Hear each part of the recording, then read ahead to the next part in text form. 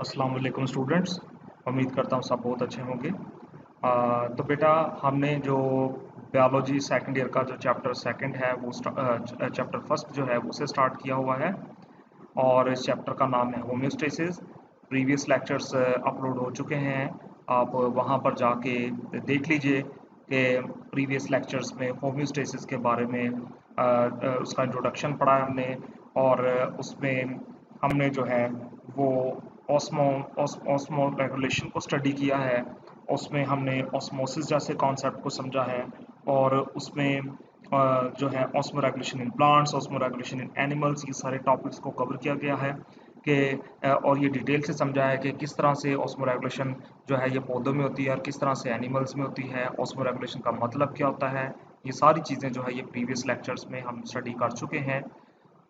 आज जो है हम होम्योस्टेसिस का जो सेकंड वन मैकेनिज्म है एक्सक्रीशन उसको स्टडी करेंगे। पहले जो ऑस्मो रेगुलेशन मैंने स्टडी किया है वो ऑस्मो रेगुलेशन जो है ये होम्योस्टेसिस का मैकेनिज्म है, फर्स्ट मैकेनिज्म है। आज जो है हम उसका सेकंड मैकेनिज्म एक्सक्रीशन पढ़ने जा रहे हैं। ठीक है, तो एक्सक्रीशन जो है ये जानदारों के लिए क्यों इतना इम्पोर्टेंट प्रोसेस है, इसको आज हमने समझना है कि क्यों एक्सक्रीशन जो है ये ज़रूरी है जानदारों के लिए। एक्सक्रीशन जैसा जो प्रोसेस है ये क्यों इतना ज़रूरी है।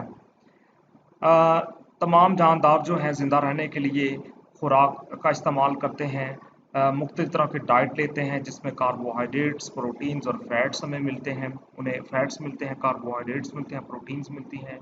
तो बेटा ये जो खुराक जो जानदार खाते हैं इसको खा के वो इसको मेटाबलाइज भी करते हैं, क्योंकि इस खुराक में बहुत सारे इंपॉर्टेंट न्यूट्रिएंट्स और बहुत सारे एनर्जी जो है वो मौजूद होती है। तो जानदार जो हैं न्यूट्रिएंट्स और एनर्जी को लेने के लिए खुराक का इस्तेमाल करते हैं, खाना खाते हैं और जिसमें प्रोटीन्स, कार्बोहाइड्रेट्स और लिपिड्स वगैरह शामिल होते हैं।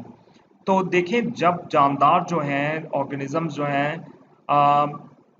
इन सब्सटेंसेस को खुराक को जो है वो डाइजेस्ट करेंगे और डाइजेस्ट करने के बाद जो हजम शुदा कंपोनेंट्स हैं, डाइट के मॉलिक्यूल्स हैं, जब उनको सेल्स में लेके जाएंगे तो सेल्स के अंदर फिर उन मॉलिक्यूल्स को तोड़ा जाएगा, उनको तोड़ के एनर्जी ली जाएगी और उनसे नए बिल्डिंग मटीरियल्स जो हैं सेल्स के लिए उनको बनाया जाएगा। ठीक है, ओके। अब इस दौरान क्या होगा कि जब किसी सेल के अंदर ये सारा प्रोसेस हो रहा होगा, जब कोई सेल जो है मेटाबॉलिज्म कर रहा होगा, जब वो सब्सटेंसेस को तोड़ रहा होगा, कैटाबॉलिज्म हो रही होगी, तो फिर क्या होगा उसके रिजल्ट में कुछ वेस्ट प्रोडक्ट्स भी जो हैं वो सेल्स के अंदर बनना शुरू हो जाएंगे। वो वेस्ट प्रोडक्ट्स जो हैं वो सेल्स के लिए हार्मफुल हैं, लिविंग थिंग्स के लिए हार्मफुल हैं। उसकी किसी भी जानदार को, लिविंग थिंग को ज़रूरत नहीं है, बल्कि वो अगर उन ऑर्गेनिजम्स के टिश्यूज़ में, सेल्स में अगर जमा होते जाएंगे तो उनका उसका जो है वो जानदार को नुकसान है। इससे जो है उनके मेटाबॉलिज्म मेटाबॉलिक प्रोसेसेस रुक जाएंगे। तो ये बहुत ही ज़्यादा जो है टॉक्सिक सब्सटेंसेस होते हैं जो कि मेटाबॉलिज्म के रिजल्ट्स में बनते हैं, इसलिए इनको जिस्म से निकालना बहुत ज़रूरी होता है। तो इस मकसद के लिए जानदारों ने अपने अंदर कुछ स्ट्रक्चर्स डेवलप कर रखे हैं। आगे चल के हम फर्दर इनको डिटेल में पढ़ेंगे। हर जानदार के अंदर हर जो है वो वर्टिब्रेट में और इनवर्टिब्रेट में देखेंगे, प्लांट्स में भी देखेंगे कि कौन कौन से स्ट्रक्चर्स जानदारों के अंदर मौजूद हैं जो इस्तेमाल होते हैं इन वेस्ट प्रोडक्ट्स को बाहर निकालने के लिए। So comes to our topic. अगर हम एक्सक्रीशन को डिफाइन करें तो हम इसको इस तरह डिफाइन करेंगे, removal of nitrogenous waste from the body. जिस्म से नाइट्रोजनस वेस्ट का निकल जाना जो है ये एक्सक्रीशन कहलाता है। तो जानदार जो खुराक इस्तेमाल करते हैं, ज़िंदा रहने के लिए खाना खाते हैं, उसमें कार्बोहाइड्रेट्स, लिपिड्स, प्रोटीन्स, न्यूक्लियोप्रोटीन्स वगैरह जैसे मॉलिक्यूल्स होते हैं जो कि उस जानदार के सर्वाइवल के लिए बहुत ज़रूरी हैं। तो क्या होता है कि आ, इनको जब तोड़ा जाता है, मेटाबॉलाइज किया जाता है, कार्बोहाइड्रेट्स और लिपिड्स को जब मेटाबॉलाइज किया जाता है तो उसके रिजल्ट में कार्बन डाइऑक्साइड और H2O पैदा होती है। याद रखेंगे बेटा कि कार्बोहाइड्रेट कार्बन, हाइड्रोजन और ऑक्सीजन से मिलकर बने होते हैं, लिपिड भी कार्बन, हाइड्रोजन और ऑक्सीजन से मिले होते हैं, जबकि प्रोटीन और न्यूक्लियोप्रोटीन कार्बन, हाइड्रोजन, ऑक्सीजन और नाइट्रोजन से मिलकर बने होते हैं। तो इसलिए कार्बोहाइड्रेट्स और लिपिड्स की ब्रेकडाउन के रिजल्ट में कार्बन डाइऑक्साइड और पानी बनेंगे, जबकि प्रोटीन्स और न्यूक्लियोप्रोटीन्स के रिजल्ट्स में कार्बन डाइऑक्साइड पानी के साथ साथ कुछ नाइट्रोजनस वेस्ट भी बनना शुरू हो जाएंगे। वो नाइट्रोजनस वेस्ट जो हैं वो बहुत ही ज़्यादा टॉक्सिक होते हैं। अगर वो ऑर्गेनिजम्स के टिश्यूज में जमा होना शुरू हो जाएंगे, एक्यूमुलेट होना शुरू हो जाएंगे, तो वो उसको नुकसान पहुंचाएंगे। इससे वो जो लिविंग थिंग हैं, पौधे हैं, जानवर हैं, उनके टिश्यूज डैमेज हो जाएंगे और इस तरह उनकी डेथ हो जाएगी। लिहाजा ये ज़रूरी है कि उनको जिस्म से बाहर निकाला जाए। तो इनको बाहर निकालने के लिए जानदारों ने अपने अंदर कुछ स्ट्रक्चर्स डेवलप कर रखी हैं, कोई मैकेनिज्म्स डेवलप कर रखे हैं, ठीक है, ताकि इनको बाहर निकाल दिया जाए। तो इसलिए इनको जैसे ही इनकी सेल्स के अंदर, टिश्यूज के अंदर फॉर्मेशन होती है, फौरी तौर पर इनको जिस्म से निकाल दिया जाता है। तो दैट इज कॉल्ड एक्सक्रीशन, यानी removal of nitrogenous waste from the body is known as excretion. याद रहे कि बहुत सारे बच्चे जो है वो कंफ्यूज होते हैं कि जो डाइजेशन में जो फीसेस जो है, वेस्ट मटेरियल जब जिस्म से बाहर निकलता है, तो वो एक्सक्रीशन, क्या वो भी एक्सक्रीशन नहीं, वो दरअसल अनडाइजेस्टेड फूड है। वो अनडाइजेस्टेड फूड है, यानी कि वो खुराक जो हमने खाई थी, ठीक है, उसमें से जो चीज़ हमें मिल गई, जो हमें काम की चीज़ें थी, न्यूट्रिएंट थे, वो हमने रख लिए। बाकी जो खुराक थी जो डिफ्यूज़ नहीं हुई सेल्स में, ठीक है, जिसके अंदर जो हम जिसको डाइजेस्ट नहीं कर पाए, ठीक है, वो जो है फीसिस की फॉर्म में जिसम से निकल जाती है। That is not excretion. Excretion क्या है? एक्सक्रीशन बुनियादी तौर पर एक्सक्रीशन में मेनली जो है वेस्टफुल नाइट्रोजनस मेटाबॉलाइट्स होते हैं, ठीक है, इनको जिसम से निकालना एक्सक्रीशन कहलाता है। ठीक हो गया। अब सबसे पहले बेटा हम देखेंगे कि एक्सक्रीशन जो है ये पौधों में कैसे होती है।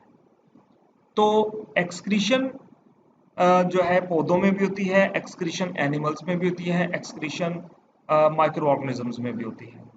क्योंकि तमाम सेल जो हैं ये मेटाबॉलिज्म करते हैं, इनके सेल्स में मेटाबॉलिज्म होता है। मेटाबॉलिज्म के रिजल्ट में जो है वेस्ट प्रोडक्ट्स बनते हैं, और वो ही वेस्ट प्रोडक्ट्स जो नाइट्रोजनस नेचर के होते हैं उनको जिस्म से निकालना जो है एक्सक्रीशन है। तो पौधे भी ऐसा करते हैं, लेकिन पौधों के पास तो किडनीज नहीं है, ऐसे स्ट्रक्चर्स नहीं है। तो चलिए देखते हैं कि पौधे जो है ये सब कुछ कैसे करते हैं। तो पौधे चूंकि हमें पता है ऑटोट्रॉफिक होते हैं, इनका जो मोड ऑफ न्यूट्रिशन है ये ऑटोट्रॉफिक है। तो जब ये फोटोसिंथेसिस करते हैं तो इनमें ऑक्सीजन एक बाई प्रोडक्ट के तौर पे बनती है। तो इस ऑक्सीजन को फिर वो रिलीज कर देते हैं स्टोमेटा के थ्रू। तो इसको जो है हम ऑक्सीजन को जो है हम प्लांट्स के केस में जो है कि एक्सक्रीटरी प्रोडक्ट कंसीडर करते हैं। जबकि दूसरी तरफ पौधों के सेल्स में लिपिड्स और कार्बोहाइड्रेट्स को भी तोड़ा जा रहा होता है, वो भी टूट रहे होते हैं। एनिमल्स की तरह प्लांट्स को भी मेटाबॉलिज्म, कार्बोहाइड्रेट्स और प्रोटीन, लिपिड्स और प्रोटीन्स को तोड़ के एनर्जी चाहिए, मटेरियल चाहिए। तो सेम एनिमल्स की तरह पौधों में भी ये सब कुछ हो रहा होगा, H2O और कार्बन डाइऑक्साइड की फॉर्मेशन हो रही होगी। तो ये ऑक्सीजन, कार्बन डाइऑक्साइड, H2O पौधे के लिए जो है ये वेस्टफुल प्रोडक्ट्स हैं। ठीक है, तो इनको वो पौधे जो हैं अगर ये एक्सेस में हो जाएंगे तो इनको जिस्म से निकाल देंगे। तो हम कहेंगे कि ये जो ऑक्सीजन है, पानी है, ठीक है, ये जो है बेटा ये कार्बन डाइऑक्साइड, पानी और ऑक्सीजन जो है ये पौधे में जो है ये क्या है, इसका एक्सक्रीटरी प्रोडक्ट है। ठीक है, इसके अलावा पौधे जो हैं बहुत सारे ऑर्गेनिक और इनऑर्गेनिक जो वेस्ट हैं ये भी पैदा करते हैं, in addition to H2O, carbon dioxide और ऑक्सीजन। तो ये ऑर्गेनिक और इनऑर्गेनिक जो वेस्ट हैं, ठीक है, ये भी पैदा होते हैं। लेकिन प्लांट्स चूँकि इनको प्रॉपरली रिलीज नहीं कर सकते बॉडी से, ठीक है, तो वो क्या करते हैं कि इन सब्सटेंसेस को वो अपने बॉडी के अंदर जो है स्टोर कर लेते हैं। ठीक है, या इनको अगर ज़रूरत महसूस हो तो रिलीज भी कर दिया जाता है। तो ये पौधे के अंदर जो ऑर्गेनिक और इनऑर्गेनिक सब्सटेंसेस की फॉर्मेशन हो रही है, तो मोस्टली प्लांट्स क्या करते हैं कि इनको अपने किसी टिश्यू के अंदर, किसी भी प्लांट बॉडी के पार्ट के अंदर इसको रख लिया जाता है, नहीं तो ज़रूरत पड़े तो इसको रिलीज कर दिया जाता है। ठीक है, तो आखिर ये पौधे जो हैं इन सब्सटेंसेस को, ऑर्गेनिक और इनऑर्गेनिक जो सब्सटेंसेस जो इनके सेल्स के अंदर बने हैं, एक्यूमुलेट हुए हैं, उसको रख लेते हैं, अगर ज़रूरत ना हो तो उसको रिलीज़ कर देते हैं, अगर वो ये कैसा करते हैं। तो कौन कौन से मैकेनिज्म्स हैं एक्सक्रीशन के प्लांट्स के अंदर, ठीक है। पौधे किस किस तरह से एक्सक्रीशन करते हैं, किस किस तरह से इन वेस्ट प्रोडक्ट्स को अपनी बॉडी से निकालते हैं, ठीक है। तो सबसे पहले आ जाती है transpiration. Transpiration is a mechanism, बेटा ज़हन में रखें। ट्रांसपायरेशन के ट्रांसपायरेशन जो है एक ऐसा प्रोसेस है जिसमें क्या होता है कि पानी प्लांट बॉडी की सरफेस से वेपर्स की फॉर्म में जो है ये निकलता है, ठीक है। बुखारात की फॉर्म में जो है ये पानी जो है प्लांट बॉडी से रिलीज होता है, इसको हम ट्रांसपायरेशन कहते हैं। ये स्टोमेटा के थ्रू होती है, ठीक है। लेकिन पौधे जो है मोस्टली पानी को अपने जिस्म में रख लेते हैं, क्योंकि पानी प्लांट बॉडी को रिजिड रखने के लिए, उनको टर्गर रखने के लिए बहुत ज़रूरी है। क्योंकि उनमें बोन्स नहीं होती, तो उन्होंने अपनी स्ट्रक्चर को, अपनी शेप को मेंटेन रखने के लिए पानी को यूज़ करना होता है। तो प्लांट सेल्स के अंदर एक बहुत बड़ा वैक्यूल मौजूद है। पौधे क्या करते हैं कि पानी को उस वैक्यूल के अंदर स्टोर कर लेते हैं। जैसे जैसे पानी उस वैक्यूल के अंदर स्टोर होगा तो क्या होगा, वैक्यूल का साइज बढ़ता जाएगा, बढ़ता जाएगा। इसके रिजल्ट में वो जो वैक्यूल है पूरे सेल के अंदर ऑक्यूपाई कर जाएगा और सेल जो है वो रिजिड हो जाएगा, टर्जिड हो जाएगा। That is called turgor pressure. इसे हम क्या कहते हैं, टर्गर प्रेशर। तो टर्गर प्रेशर जो है ये मेनली पानी की वजह से ही बनता है। तो ज़्यादातर तो पौधे क्या करते हैं कि उसको पानी को रख लेते हैं, नहीं तो अगर ज़रूरत हो तो उसको ट्रांसपरेशन के थ्रू जो है वो रिलीज़ कर देते हैं, स्ट्रोमेटा के थ्रू रिलीज़ कर देते हैं। फिर आती है बात वैक्यूल की। तो बहुत सारे जो वेस्ट प्रोडक्ट प्लांट के अंदर बने थे, ठीक है बेटा, उसे या तो रिलीज़ कर दिया जाता है या फिर उन्हें प्लांट सेल्स के अंदर एक वैक्यूल है, ठीक है। आप उसकी पिक्चर देखिएगा। एक और बड़ी इंपॉर्टेंट बात मैं आपसे करना चाहता हूँ, प्लीज़ अपने साथ बुक रखिएगा, टेक्स्ट बुक अपने पास रखा करें, पेंसिल पास रखा करें, रजिस्टर पास रखा करें, और जो मैं लेक्चर दे रहा होता हूँ इसको ध्यान से सुना करें और पॉइंट्स नोट किया करें, ठीक है कि, और चीज़ों को नोट किया करें अकॉर्डिंग टू टेक्स्ट बुक। मैं आपको पढ़ा रहा हूँ जिस तरह आपकी टेक्स्ट बुक के अंदर ये चीज़ें बताई गई हैं उस तरह मैं आपको पढ़ा रहा हूँ, ठीक है। इसलिए साथ साथ में आप जो है टेक्स्ट बुक को फॉलो करें, ये बहुत ज़रूरी है। विदाउट टेक्स्ट बुक आप इन टॉपिक्स को क्लियर नहीं कर सकते, तो इसलिए ये ज़रूरी है कि आप इनको जो है टेक्स्ट बुक के साथ जो है वो फॉलो करें, ठीक है। ओके, आप देखें जो वैक्यूल है, तो आप देखें कि कोई जो वैक्यूल के अंदर क्या होता है, ये जो वेस्ट प्रोडक्ट हैं, जो यूज़फुल प्रोडक्ट हैं उनको स्टोर कर लेते हैं। इसके साथ साथ ये क्या करते हैं, वेस्ट प्रोडक्ट को और यूज़फुल प्रोडक्ट दोनों सब्सटेंसेस को ये क्या करते हैं, वैक्यूल के अंदर स्टोर कर लेते हैं, ठीक है। तो नेक्स्ट जो है इनमें आ जाते हैं लीव्स। तो कुछ प्लांट्स क्या करते हैं कि जो वेस्ट प्रोडक्ट हैं उनको लीव्स के जरिए रिलीज कर देते हैं, ठीक है। कैसे करते हैं, देखें पौधों के अंदर जो सब्सटेंसेस की फॉर्मेशन हो रही है, ऑर्गेनिक और इनऑर्गेनिक सब्सटेंसेस बन रहे हैं जो पौधे के यूज़ के नहीं हैं, तो क्या होता है कि पौधे अ, एक वक्त में या बहुत जल्दी या फटाफट उनको नहीं निकाल सकते। वो क्या करते हैं कि उन सब्सटेंस को स्टोर करते जाते हैं, स्टोर करते जाते हैं, अपने पत्तों के अंदर इकट्ठा करते जाते हैं। तो जैसे जैसे वो सब्सटेंसेस प्लांट की लीव्स के अंदर इकट्ठे होते जाएंगे, वैसे वैसे जो लीव्स हैं उनका जो कलर है वो चेंज होता जाएगा, येलो होते जाएंगे। अब ये मत समझिएगा कि उनको वो जो येलो हो रहे हैं उनमें क्लोरोफिल जो है वो खत्म हो रहा है इसलिए वो येलो हो रहे हैं, नहीं।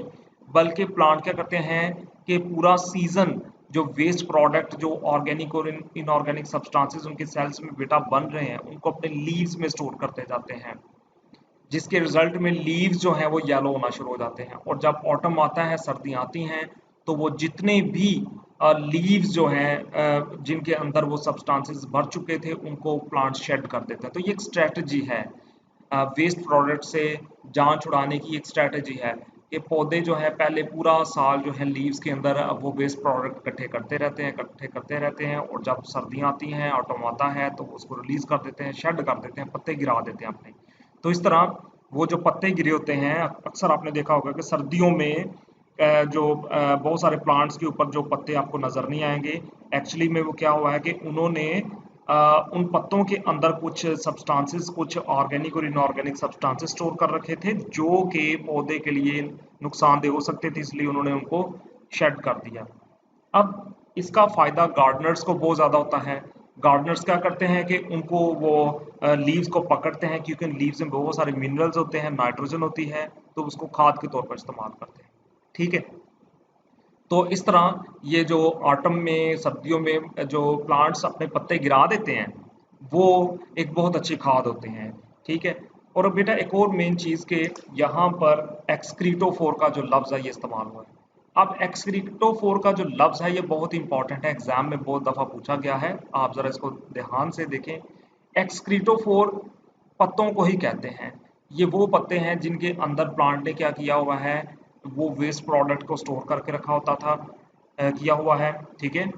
और फिर ऑटम आई, सर्दियाँ आई और उन्होंने इनको, इन पत्तों को जो है गिरा दिया। ऐसे पत्तों को हम एक्सक्रीटोफोर कहते हैं। क्या कहते हैं? एक्सक्रीटोफोर कहते हैं। अब कुछ प्लांट्स जो हैं, देखें कुछ प्लांट्स जो हैं ये ट्रांसपरेशन के थ्रू कर देते हैं वेस्ट प्रोडक्ट को रिलीज, स्पेशली वाटर को, तो वो ट्रांसपरेशन के थ्रू करेंगे या रख लेंगे। फिर जो है कुछ प्लांट्स जो हैं वो वेस्ट प्रोडक्ट को या तो वो रिलीज कर देंगे या वैक्यूल के अंदर स्टोर कर लेंगे। कुछ प्लांट्स जो हैं पत्तों के अंदर या तो उसको स्टोर कर लेंगे या शेड कर देंगे इसको, जब ऑटम आएगा भी हमने पढ़ा। कुछ प्लांट्स जो हैं, कुछ ट्रीज जो हैं, वेस्ट प्रोडक्ट को अपनी ब्रांचेस और अपने तनों के अंदर स्टोर कर लेते हैं। वो बहुत सारे जो केमिकल्स हैं, ठीक है, जो मेटाबॉलिज्म के रिजल्ट में बनते हैं, उनको बेटा अपने ट्रंक के अंदर जो है या ब्रांचेस के अंदर जो है वो स्टोर कर लेते हैं। कहाँ स्टोर करते हैं? उनके जो ट्रंक हैं, उनकी जो ब्रांचेस हैं वुड से बनी हुई होती हैं, और वो बुनियादी तौर पर जो है वुड के अंदर जाइलम टिश्यूज हैं। ठीक है। और वो जो सब्सटेंसेस बने हैं, केमिकल कंपाउंड्स बने हैं जो पौधे के लिए नुकसानदेह हो सकते हैं या उसको उनकी ज़रूरत नहीं है, तो फिर वो उसको ट्री के ट्रंक के अंदर जो है स्टोर कर लेते हैं। तो यहाँ पर एक प्लांट है इबोनी। इबोनी बेटा एक प्लांट का नेम है, ठीक है, उसका नाम है इबोनी। तो यहाँ पर साइंटिस्ट ने देखा है कि इबोनी प्लांट जो है ये क्या करता है कि इसकी जो वुड है वो काफ़ी ब्लैक होती है सेंटर से। जब इसकी वुड को काट के देखा गया, सेंटर से देखा गया, तो ये बहुत ही ज़्यादा ब्लैक थी। तो साइंटिस्ट ने देखा कि ये जो इसका जो बहुत ज़्यादा ब्लैक होना ये इस वजह से है कि इसने जो सब्सटेंसेस हैं, वेस्ट सब्सटेंसेस को जो है इस यहाँ पर स्टोर कर रखा हुआ है। एक किस्म का जो ये वुड है इबोनी के अंदर जो इसका स्टेम है ये इसका कूड़ादान है। यानी ये अपना जिस्म का जो कचरा है ये अपने जो है उसके अंदर, स्टेम के अंदर स्टोर करता जाता है, जिसकी वजह से इसका स्टेम जो है वो सेंटर से ब्लैक हो जाता है। ठीक है। तो ये इसके ऊपर बहुत सारे लोग इत्तेफाक नहीं करते, लेकिन बहुत सारे लोग करते हैं। बहुत सारे जो प्लांट फिजियोलॉजिस्ट हैं, ठीक है, वो इसको जो है कहते हैं कि ये जो ब्लैक वुड का ब्लैक हो जाना इबोनी के अंदर, ये बुनियादी तौर पर किस लिए हुआ है? ये वेस्ट मटेरियल की एक्यूमुलेशन की वजह से हुआ है। पौधे ने क्या किया कि पूरा अपने जिस्म का जो गंद था, जो वेस्ट सब्सटेंसेस थे, उसने इधर जमा किए हैं, ये वही है। ठीक है। ओके, तो बेटा ये था प्लांट्स के अंदर एक्सक्रीशन। ठीक है। किस किस तरह से प्लांट्स जो हैं वो अपने वेस्ट सब्सटेंसेस, पानी और कार्बन डाइऑक्साइड को एक्सक्रीट करते हैं। वो ट्रांसपरेशन के थ्रू ऐसा कर सकते हैं, वो वैक्यूल के थ्रू ऐसा कर सकते हैं, वो लीव्स के थ्रू ऐसा कर सकते हैं, ब्रांचेस के थ्रू ऐसा कर सकते हैं, ट्रंक्स के थ्रू ऐसा कर सकते हैं। ठीक है। तो ये मैकेनिज्म्स हैं, प्लांट्स जो हैं इन तरीकों को इस्तेमाल करके वेस्ट मटेरियल से निजात हासिल कर सकते हैं। अब हम आते हैं एक्सक्रीशन इन एनिमल्स की तरफ। ठीक है। एनिमल्स जो हैं as compare to plants are more successful. ठीक है, ये ज़्यादा सक्सेसफुल हैं और ज़्यादा इनके पास अच्छी फैसिलिटीज़ हैं वेस्ट प्रोडक्ट को रिलीज़ करने की। ठीक है। तो स्टार्टिंग में बेटा हमने बात की थी कि जो खुराक है जानदारों को बहुत ज़रूरी चाहिए। जानदार जो हैं अपनी ग्रोथ के लिए, रिप्रोडक्शन के लिए जो है खाना खाते हैं। उनकी डाइट में जो है प्रोटीन, कार्बोहाइड्रेट्स, लिपिड्स और न्यूक्लियोप्रोटीन्स जैसे मेजर कंपाउंड्स हैं। तो ये जब डाइट को वो लेते हैं, खाना खाते हैं, खाने को जब मेटाबॉलाइज किया जाता है, अगर वो प्रोटीन ले रहे हैं तो बेटा प्रोटीन जो है ये अमाइनो एसिड में कन्वर्ट हो जाएगी। ओके, ये प्रोटीन किस में कन्वर्ट हो जाएगी? अमाइनो एसिड में कन्वर्ट हो जाएगी। और यहाँ से क्या होगा कि जब अमाइनो एसिड में कन्वर्ट होगी तो अमाइनो एसिड को फर्दर चल के सेल्स के अंदर तोड़ा जाएगा। ठीक है, फिर अमाइनो एसिड को तोड़ा जाएगा। ज़्यादातर अमाइनो एसिड्स को यूज़ कर लिया जाता है, जबकि कुछ अमाइनो एसिड को तोड़ दिया जाता है। तो जब अमाइनो एसिड को बेटा तोड़ा जाता है तो उससे एक ग्रुप निकलता है अमाइनो ग्रुप। ठीक है, उससे क्या निकलता है? Amino group. सेम इसी तरह है न्यूक्लिक एसिड में भी होता है। तो न्यूक्लिक एसिड को ये भी हमें अपनी डाइट से ही मिलता है। ठीक है, मीट वगैरह के अंदर, वेजिटेबल्स में होता है। अब ये जो न्यूक्लिक एसिड है इसको जब बेटा तोड़ा जाता है तो तो इससे नाइट्रोजनस बेसिस बनती हैं। नाइट्रोजनस बेसिस आपने जो है आगे चल के हम देखेंगे नाइट्रोजनस बेसिस क्या है, ठीक है। Adenine, guanine, cytosine, thymine, matric में B1 आपने ये पढ़ी हुई है। तो ये नाइट्रोजनस बेसिस को जब इसको कैटाबलाइज किया जाता है, तोड़ा जाता है, तो फिर से अमाइनो ग्रुप बनता है। तो प्रोटीन और न्यूक्लिक एसिड दोनों की ब्रेकडाउन जब होती है सेल्स के अंदर, तो ये नाइट्रोजनस बेसिस और अमाइनो एसिड में कन्वर्ट होते हैं। फिर नाइट्रोजनस बेसिस और अमाइनो एसिड को कैटाबलाइज किया जाता है, तोड़ा जाता है, जिसके रिजल्ट में जो है ये अमाइनो ग्रुप बनता है। ओके, अब ये अमाइनो ग्रुप बेटा फौरी तौर पर एक जो है हाइड्रोजन के एटम के साथ मिलता है, ठीक है। इसके साथ देखिए ये NH2 है ना, तो ये जो है ये फौरी तौर पर एक हाइड्रोजन के एटम के एक हाइड्रोजन का एटम आएगा, इसके साथ मिलेगा, तो ये NH3 बन जाएगा। ये देखिए NH3 बन, दैट इज अमोनिया। इसका मतलब है कि प्रोटीन और न्यूक्लिक एसिड की फॉर्मेशन से अमाइनो ग्रुप बनेगा, और अमाइनो ग्रुप जो है ये बाद में लेटर ऑन अमोनिया में कन्वर्ट हो जाएगा। और अमोनिया तो नहायत टॉक्सिक है, बहुत ही ज्यादा टॉक्सिक है। ये तो बहुत कम वक्त में हमारे टिश्यूज को, लिविंग थिंग्स के टिश्यूज को डैमेज कर सकता है बुरी तरह से, अगर ये क्यूमुलेट होना शुरू हो जाएगा। So it's very harmful. Ammonia is very toxic and harmful substance. Okay, so it must be released from the body. इसको जिस्म से निकालना है, किसी तरह भी निकालना है, लेकिन इसको निकालने के लिए बहुत ज्यादा पानी की जरूरत है। We need lot of water, plenty of water.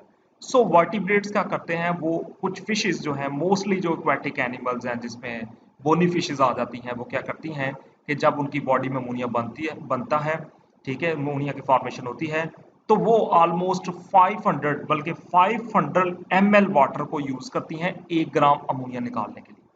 Okay, तो ये most aquatic animals including most bony fishes क्या करती हैं कि वो 1 ग्राम अमोनिया को निकालने के लिए 500 ml पानी का यूज करते हैं, ठीक है।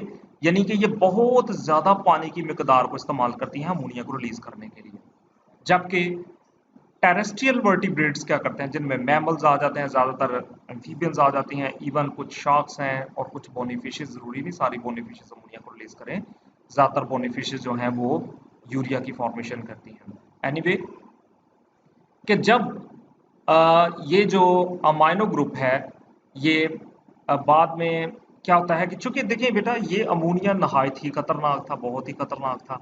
तो जो जानदार खुशकी पर रहते हैं उनके पास तो इतना पानी नहीं है जितना फिश के पास था, क्योंकि फिश तो रहती पानी में, तो उसके पास तो बहुत ज़्यादा पानी था, तो ये तो मैनेज कर सकती थी। ये तो 500 ml वाटर को मैनेज के साथ जो है अमोनिया को निकाल सकती थी, लेकिन इनके पास कहाँ आ गया 500 ml वाटर। ये तो पानी की शॉर्टेज में रहते हैं, इनके पास कभी पानी होता है कभी नहीं होता, तो इसलिए अमोनिया तो इनके अंदर भी बन रहा है। लेकिन इन्होंने क्या किया है, इन्होंने अमोनिया को यूरिया में कन्वर्ट कर दिया है। आप देखें ज़रा, ये अमोनिया जो है बेटा यूरिया में कन्वर्ट हो गई है। अब यूरिया जो है ये लेस टॉक्सिक है एज कंपेयर टू अमोनिया।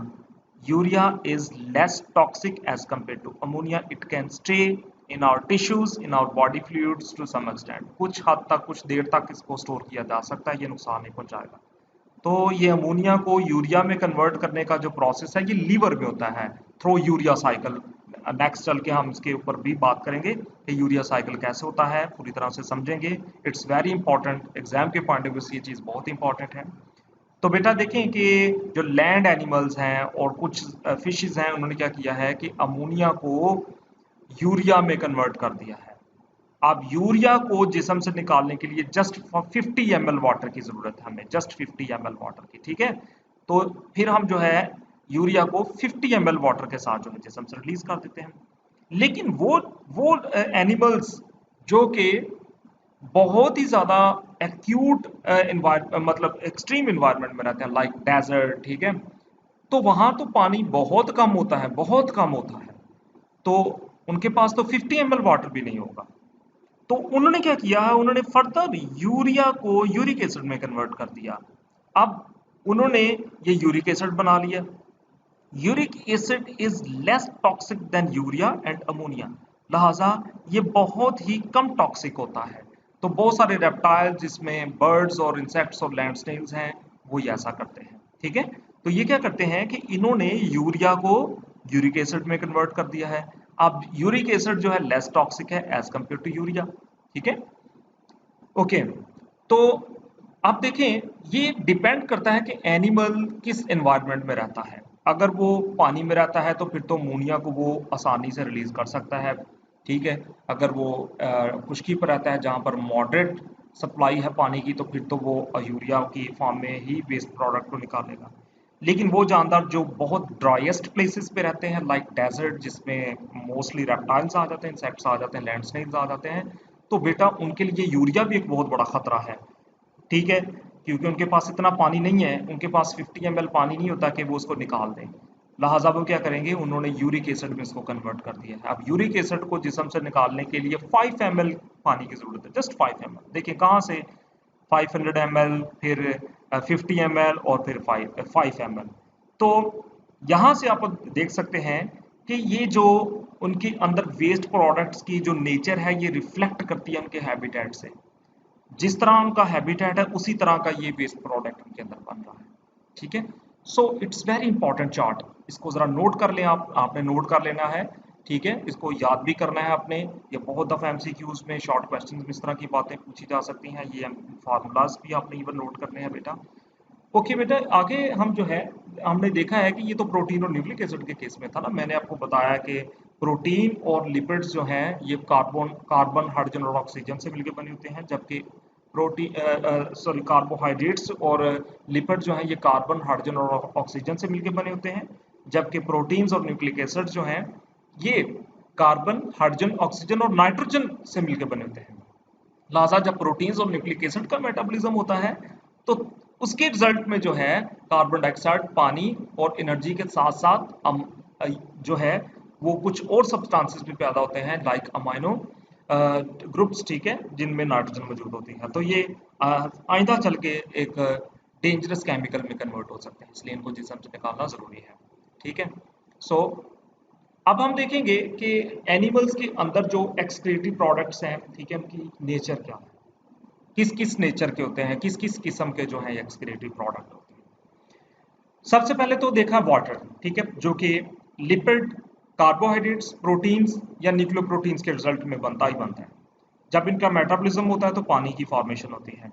तो ये जो है डिपेंड करता है सिचुएशन पर, कंडीशन पर, कि वाटर एक्सक्रीटरी प्रोडक्ट हो सकता है या नहीं हो सकता। अगर तो ये ऑर्गेनिजम्स की बॉडी में बहुत ज़्यादा जो है वो जमा हो गया है, उनके सेल्स में, उनके टिश्यूज में जितना उनको नहीं चाहिए, तो फिर तो ये एक एक्सक्रीटरी प्रोडक्ट है। तो अगर जानदारों को पहले ही पानी की सप्लाई कम मिल रही है तो फिर ये एक्सक्रीटरी प्रोडक्ट नहीं है। तो डिपेंड करता है, अगर जानदारों के पास, लिविंग थिंग्स के पास पानी एक्सेस में है, बहुत ज़्यादा है, तो उनकी बॉडी को ये मुसलसल मिल रहा है जितनी ज़रूरत नहीं है, तो फिर ये एक्सक्रीटरी प्रोडक्ट है। और अगर नहीं मिल रहा तो फिर एक्सक्रीटरी प्रोडक्ट नहीं है। इसके साथ अभी हमने डिटेल में बात की है नाइट्रोजनस वेस्ट के ऊपर, कि जब अमाइनो एसिड्स और प्रोटीन्स का जो है वो मेटाबॉलिज्म होता है, जब उनको कैटाबलाइज किया जाता है। कैटाबॉलिज्म क्या है, मैं आपको इसको समझा दूं पहले। जानदारों के, लिविंग थिंग्स के सेल्स के अंदर जो है मेटाबॉलिज्म हो रहा होता है। मेटाबॉलिज्म से मुराद है कि केमिकल रिएक्शंस हो रहे होते हैं, चीज़ें टूट रही हैं, चीज़ें बन रही हैं। यानी जो खुराक हमने खाई थी वो खुराक हजम होके हमारे सेल्स में गई, और सेल्स के अंदर जाके उसको या तो यूज़ कर लिया जाता है, नए बिल्डिंग मटीरियल्स बना लिए जाते हैं, प्लाज्मा मेम्ब्रेन बना ली जाती है, नए सब्सटेंसेस बना लिए जाते हैं, या फिर उसको तोड़ के उससे एनर्जी ले ली जाती है। तो जब हम सब्सटेंसेस की असेंबलेज कर रहे होंगे, लिविंग थिंग्स के सेल्स के अंदर सब्सटेंसेस जुड़ के नई चीज़ बना रहे होंगे, नई प्रोटीन्स बना रहे होंगे, कार्बोहाइड्रेट बना रहे होंगे, लिपिड्स बना रहे होंगे, तो इसको हम एनाबॉलिज्म कहेंगे, ठीक है। इसको हम क्या कहेंगे, एनाबॉलिज्म। लेकिन जब सब्सटेंसेस को तोड़ा जाता है for the purposes, for the energy purpose के लिए जब इसको तोड़ा जाता है, तो बेटा उसके रिजल्ट में जो है उसको हम जो है वो कैटाबॉलिज्म कहते हैं, उसे हम क्या कहते हैं, कैटाबॉलिज्म। तो इस तरह जब ये टूटते हैं, अमाइनो एसिड्स की ब्रेकडाउन होती है, यानी इसका कैटाबॉलिज्म होता है, ठीक है। उम्मीद करता हूँ आपको समझ लग गई है कि ये कैटाबॉलिज्म क्या है। Catabolism plus anabolism is equal to metabolism, ठीक है। तो मेटाबॉलिज्म में दो चीज़ें आ जाती हैं, एक होता है कैटाबॉलिज्म, एक होता है एनाबॉलिज्म। एनाबॉलिज्म के अंदर जो है वो सिंपल सब्सटेंसेस मिलके कॉम्प्लेक्स सब्सटेंसेस बना रहे होते हैं, जबकि कैटाबॉलिज्म में जो सिंपल सब्सटेंसेस ये टूट जाते हैं और इनसे एनर्जी ली जाती है। ठीक है, टूट दिए जाते हैं, यानी कि कॉम्प्लेक्स सब्सटेंसेस को जब सिंपलर सब्सटेंसेस में कन्वर्ट किया जाता है तो इसको हम कैटाबॉलिज्म कहते हैं। तो जब अमाइनो एसिड्स की कैटाबॉलिज्म होती है तो उसके रिजल्ट में अमाइनो ग्रुप जो है वो रिलीज होता है। ठीक है, अब अगर आप इसका जो फार्मूला अगर देखें, आई एम सॉरी कि मैं वो डायग्राम इसके अंदर लगाना भूल गया हूँ। इंशाल्लाह नेक्स्ट लेक्चर में कभी कोई इससे रेलेवेंट टॉपिक हुआ तो मैं आपको उसकी डायग्राम जरूर शेयर किया करूँगा। आप बेटा ज़रा देख लीजिएगा, अमाइनो एसिड का जो जनरल फार्मूला है आपने देख लेना है। अमाइनो एसिड का जो जनरल फार्मूला क्या होता है वो आपने देख लेना है। जब आप उसका जनरल फार्मूला देखेंगे ना तो आपको हर अमाइनो एसिड के ऊपर जो है उसके अंदर जो है ये एक अमाइनो ग्रुप नजर आएगा। ठीक है, ये हर अमाइनो एसिड के अंदर होता है अमाइनो ग्रुप। तो क्या होता है कि जब अमाइनो एसिड को तोड़ा जाता है तो अमाइनो एसिड के अंदर जो अमाइनो ग्रुप होता है इसको निकाल दिया जाता है, इसको अमाइनो एसिड से निकाल दिया जाता है। तो जब किसी अमाइनो एसिड से उसका जो अमाइनो ग्रुप जो उसके साथ लगा था उसको निकाल दिया जाता है, इसको डीअमाइनेशन कहते हैं। इसको क्या कहते हैं हम? डीअमाइनेशन कहते हैं। ओके, तो जब अमाइनो ग्रुप को रिलीज कर दिया जाता है और अमाइनो ग्रुप को जब रिलीज कर दिया जाता है तो उसको रिलीज करके किसी दूसरे मॉलिक्यूल में कन्वर्ट कर दिया जाता है या इसको रीयूज कर लिया जाता है। ठीक है, इसको इस्तेमाल कर लिया जाता है। तो इसके रिजल्ट में जो है ये वेस्ट प्रोडक्ट्स भी बनते हैं। मोस्टली जो टिश्यूज के अंदर एक्सेस में नाइट्रोजनस वेस्ट की फॉर्मेशन होती है वो कौन कौन से हैं? एनिमल्स की बॉडी के अंदर जो वेस्टफुल मेटाबॉलाइट्स हैं जो कि एक्सेस क्वांटिटी में बनते हैं उनकी बॉडी में, वो कौन से हैं? वो अमोनिया है, यूरिया और यूरिक एसिड है। अमोनिया, यूरिया और यूरिक एसिड ये बहुत ज़्यादा मिकदार में टिश्यूज के अंदर बनते हैं, सेल्स के अंदर बनते हैं। ठीक है, जबकि लोअर क्वांटिटी के अंदर जो है वो क्रियाटिनाइन क्रियाटीन और ट्राइमेथाइल ऑक्साइड और कुछ दूसरे सब्सटेंसेस भी मौजूद हैं। ठीक है, तो ये जो है ये सब्सटेंसेस लोअर क्वांटिटी में मौजूद होते हैं, जानवरों के अंदर ये लोअर क्वांटिटी में मौजूद होते हैं। इसके अलावा और भी हैं, इसमें हाइपोजेंथाइन आ जाएगा, जेंथीन आ जाएगा, एलेंटॉइन आ जाएगा। सॉरी मैं लिखना यहाँ भूल गया हूँ, तो आप जरा नोट कर लीजिएगा, इसलिए मैं कह रहा हूँ कि टेक्स्ट बुक को पास रखना है आपने। तो ये मेजर है, मेनली ये जो है आपसे पूछे जाएंगे, आपसे क्रियाटिनाइन क्या है, क्रियाटीन क्या है, ट्राइमेथाइलमाइन ऑक्साइड क्या है, अमोनिया क्या है, यूरिया क्या है, यूरिक एसिड क्या है। तो ये बेटा आपने ज़हन में रखना है कि अमोनिया, यूरिया और यूरिक एसिड जो है ये एक्सेस जो है ये इनकी जो मिकदार है ये ज़्यादा होती है, इनकी फॉर्मेशन जो है ये ज़्यादा होती है टिश्यूज़ के अंदर। ठीक है, ये लार्ज क्वांटिटी में बनते हैं और ये कम क्वांटिटी में बनते हैं। ठीक है, ये सारे जो मैंने यहाँ मेंशन की है नाइट्रोजनस वेस्ट हैं। तो इनको जिस्म से निकालना जो है ये क्या कहलाता है? एक्सक्रीशन कहलाता है। तो अगर ये सारे सब्सटेंसेस जिनको मैंने यहाँ पर ये मेंशन किया, ammonia, urea, uric acid, creatinine, creatine, trimethyl monoxide, hypoxanthine, xanthine, allantoin, अगर ये टिश्यूज के अंदर, सेल्स के अंदर जमा होना शुरू हो जाएंगे तो definitely it will be a great threat to living things. तो लिविंग थिंग्स का सर्वाइवल पॉसिबल ही नहीं है। तो इसलिए ये चीज़ें जो हैं ये जब सेल्स के अंदर, टिश्यूज के अंदर बनती हैं तो इनको जिस्म से फौरी तौर पर निकाल दिया जाता है और वो प्रोसेस, वो मैकेनिज्म जिसके थ्रू इनको निकाला जाता है उसको एक्सक्रीशन कहते हैं।